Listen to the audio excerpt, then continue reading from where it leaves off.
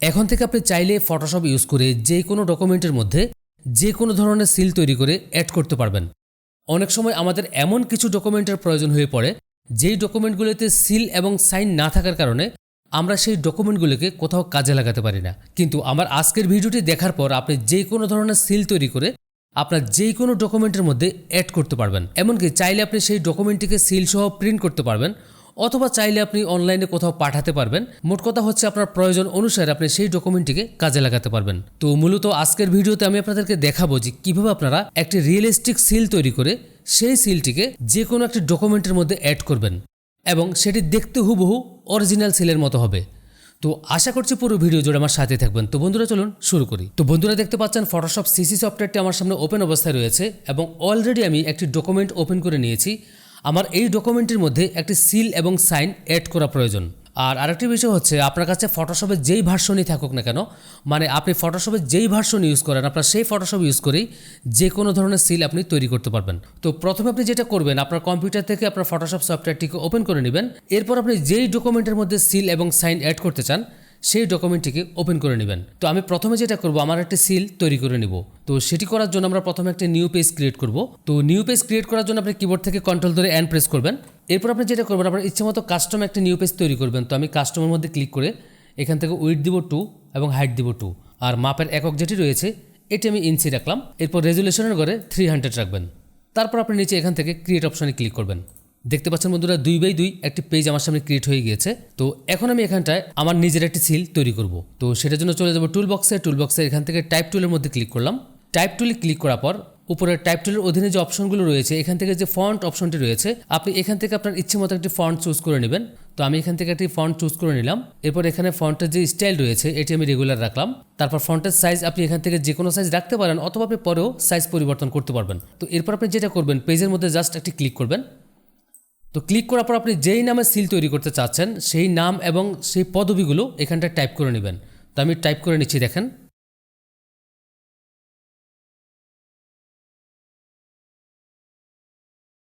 এরপরে ফন্টগুলোকে আপনার ইচ্ছে মতো কাস্টমাইজ করে নেবেন। আপনার যদি বড় বা ছোট করার প্রয়োজন হয় সেক্ষেত্রে আপনি এখান থেকে বড় অথবা ছোট করে নিতে পারেন।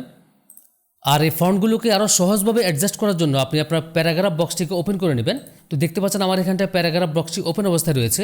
যদি আপনার ফটোশপে প্যারাগ্রাফের এই বক্সটি না থাকে সেক্ষেত্রে আপনি এখানে উইন্ডো মেনুতে এসে নিচে এখানটায় প্যারাগ্রাফ অপশনে ক্লিক করবেন, তাহলে আপনার প্যারাগ্রাফ বক্সটি এখানটায় শো করবে। তো প্যারাগ্রাফ বক্স থেকে এখানে যে ক্যারেক্টার অপশনটি রয়েছে আপনি ক্যারেক্টার অপশনের মধ্যে ক্লিক করবেন। ক্লিক করার পর আপনার ইচ্ছে মতো আপনি ফন্টটিকে অ্যাডজাস্ট করে নেবেন। তো এখানটায় দেখতে পাচ্ছেন আমার লাইনের স্পেসগুলো একটু বেশি রয়েছে, আমি স্পেসটি একটু কমিয়ে নিচ্ছি। মনে হচ্ছে আমার এতটুকুই ঠিক আছে। তো ফন্টগুলোকে আরও একটু ছোটো করে নিচ্ছি। তো এরপর আপনি এখান থেকে ওকে অপশনে ক্লিক করবেন। তো এখানে ঠিক একইভাবে আপনি যেটা করবেন, আপনি যেই সিলটি তৈরি করবেন সেই সিলের নাম এবং পদবি টাইপ করে নেবেন। তো এখন আমি যেটা করব, এই লেখাটির মধ্যে একটি গ্রেডিয়েন্ট কালার অ্যাপ্লাই করব যাতে করে এই লেখাগুলোকে অরিজিনাল সিলের মতো দেখায়। তো সেই জন্য চলে গেলাম লেয়ার বক্সের নিচে এখানটা অ্যাডজাস্টমেন্ট লেয়ার অপশনে ক্লিক করলাম। ক্লিক করার পর উপরে এখান থেকে গ্রেডিয়েন্ট অপশনে ক্লিক করলাম। তো এরপর দেখতে পাচ্ছেন গ্রেডিয়েন্টের একটি বক্স এখানটা শো করছে। তো এখান থেকে আমি গ্রেডিয়েন্ট অপশনে ক্লিক করলাম। ক্লিক করার পর এখানে বেসিক যে কালারটি রয়েছে আমি বেসিকের মধ্যে ক্লিক করলাম। তো বেসিক ক্লিক করার পর প্রথম যে কালার বক্সটি রয়েছে প্রথম কালার বক্সের মধ্যে ক্লিক করলাম। ক্লিক করার পর বাম পাশের নিচে যে স্লাইডারটি রয়েছে স্লাইডারের মধ্যে একটি ক্লিক করলাম। ক্লিক করার পর এখানে যে কালার বক্সটি ওপেন হয়েছে এই কালার বক্সের মধ্যে একটি ক্লিক করলাম। ক্লিক করার পর আপনি এখানটায় সিলের যেই কালার দিতে চাচ্ছেন সেই কালারটি এখান থেকে চুজ করবেন। তো নর্মালি সিলের মধ্যে আপনি চাইলে নীল অথবা বেগুনি কালার দিতে পারেন। তো আমি এখান থেকে আমার ইচ্ছে মতো একটা সিলের কালার চুজ করে নিচ্ছি। তো এরপর এখান থেকে ওকে অপশনে ক্লিক করলাম। তারপর ডান পাশের নিচে যে স্লাইডারটি রয়েছে ডান পাশের নিচে স্লাইডারটির মধ্যে ক্লিক করলাম। ক্লিক করার পর আবারও সেই কালার বক্সটি ওপেন হয়েছে, এখানে কালার বক্সের মধ্যে ক্লিক করলাম। ক্লিক করার পর এখানে সেম কালারের মধ্যে একটু ডিফারেন্ট একটি কালার আমি চুজ করব, একটু লাইট কালার নিলাম। তারপর এখান থেকে ওকে অপশনে ক্লিক করলাম। এরপর আমি বক্সটির এখান থেকে ওকে অপশনে ক্লিক করলাম। তারপর এখানে যে অ্যাঙ্গেল রয়েছে এটি আমি 120 করে দিলাম। তারপর এখান থেকে ওকে অপশনে ক্লিক করলাম। তো এরপর আমি লেয়ার বক্স থেকে উপরে যে গার্ডিয়ান ফিলের লেয়ারটি তৈরি হয়েছে এই লেয়ারের মধ্যে মাউসের রাইট বাটন ক্লিক করলাম। ক্লিক করার পর ঠিক এখান থেকে ক্রিয়েট ক্লিপিং মাস্ক অপশনে ক্লিক করলাম। দেখতে পাচ্ছেন বন্ধুরা আমাদের যতটুকু লেখা ছিল ঠিক ততটুকু কালারে রূপান্তরিত হয়েছে। তো আমি একটু ঝুম করে নিচ্ছি। দেখতে পাচ্ছেন এটি যে একটা টাইপ করা সিল সেটি কিন্তু বোঝা যাচ্ছে। তো আমরা ফিজিক্যালি যখন একটি ডকুমেন্টের মধ্যে সিল মারি তখন আমরা যেটা করে থাকি সিলটিকে স্ট্যাম্প প্যাড থেকে কালির মধ্যে লাগিয়ে তারপরে সিলটিকে আমরা ডকুমেন্টের মধ্যে অ্যাড করি। তো সেক্ষেত্রে অরিজিনাল সিলের মধ্যে যেটা হয়, কিছু কিছু জায়গায় কালি একটু বেশি পড়ে এবং কিছু কিছু জায়গায় কালি একটু হালকা পড়ে। তো আমরাও ঠিক একইভাবে এই সিলটির মধ্যে এমন একটি ব্রাশ ইউজ করব, যাতে করে আপনি যখন সিলটিকে আপনার ডকুমেন্টের মধ্যে অ্যাডজাস্ট করবেন তখন কিন্তু আপনি দেখলেই বুঝবেন যে সিলটি একদম অরিজিনালি মারা হয়েছে। তো সিলটিকে আরও একটু অরিজিনাল লুক দেওয়ার জন্য আমরা যেটা করব, চলে যাব লেয়ার বক্সে।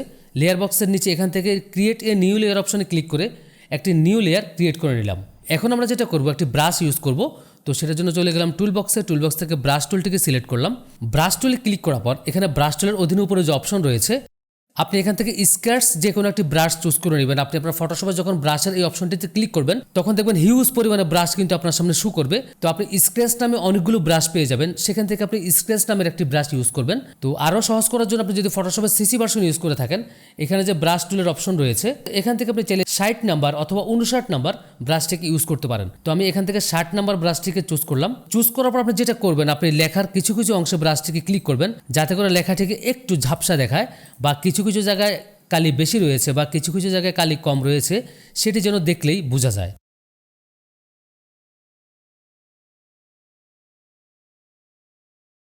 তো আমি বক্সটিকে ক্লোজ করে দিচ্ছি। বন্ধুরা দেখতে পাচ্ছেন সিলটি কিন্তু এখন অরিজিনাল সিলের মতো দেখা যাচ্ছে। এরপর আপনি যেটা করবেন, আবারও চলে যাবেন লেয়ার বক্সে। লেয়ার বক্সের উপরে যে নিউ লেয়ারটি রয়েছে, আপনি নিউ লেয়ারের মধ্যে মাউসের রাইট বাটন ক্লিক করবেন। এরপর আপনি ঠিক একইভাবে আবারও ক্রিয়েট ক্লিপিং মাস্ক অপশনে ক্লিক করবেন। তারপর আপনি যেটা করবেন, ব্যাকগ্রাউন্ড লেয়ার ব্যতীত উপরে যতগুলো লেয়ার রয়েছে সবগুলো লেয়ারকে মার্জ করে অ্যাডজাস্ট করে দিবেন। তো সেটার জন্য আপনি কিবোর্ড থেকে কন্ট্রোল বাটন প্রেস করে ধরে রেখে লেয়ারগুলোকে সিলেক্ট করবেন। তো অবশ্যই খেয়াল রাখবেন ব্যাকগ্রাউন্ড লেয়ার ছাড়া বাকি লেয়ারগুলোকে আপনি অ্যাডজাস্ট করবেন। তো লেয়ারগুলো সিলেক্ট করার পর আপনি কিবোর্ড থেকে কন্ট্রোল ধরে প্রেস করবেন। দেখতে পাচ্ছেন সবগুলো লেয়ার একটি লেয়ারে পরিণত হয়েছে। তো এরপর উপরে লেয়ারটি সিলেক্ট থাকা অবস্থায় আপনি আপনার সিলটিকে মুভ করে আপনি যেই ডকুমেন্টে অ্যাড করতে চান সেই ডকুমেন্টের মধ্যে নিয়ে যাবেন।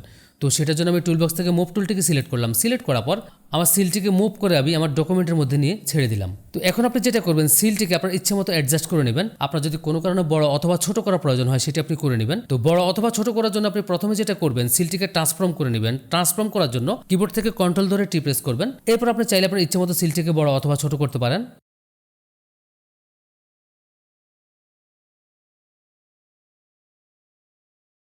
আপনার সিলটি যতটুকু রাখা প্রয়োজন আপনি ঠিক ততটুকু রেখে কিবোর্ড থেকে এন্টার প্রেস করবেন। তো আমি পেজটিকে একটু ঝুম করে দেখাচ্ছি। দেখতে পাচ্ছেন বন্ধুরা, এটি হচ্ছে আমার সিল। তো আমি সিলের উপর একটা সিগনেচার লাগিয়ে নিচ্ছি।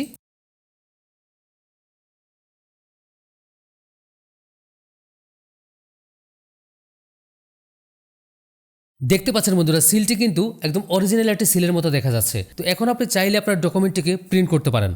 যদি আপনার প্রিন্টারের হেড ভালো থাকে তাহলে কিন্তু সিলটির যেই কালার রয়েছে ঠিক সেম কালারে প্রিন্ট হবে। অথবা আপনি চাইলে অনলাইনে যে কোনো জায়গায় আপনার ডকুমেন্টটিকে পাঠাতে পারেন। মোট কথা হচ্ছে আপনার যে কোনো কাজে আপনি চাইলে ডকুমেন্টটিকে ইউজ করতে পারেন।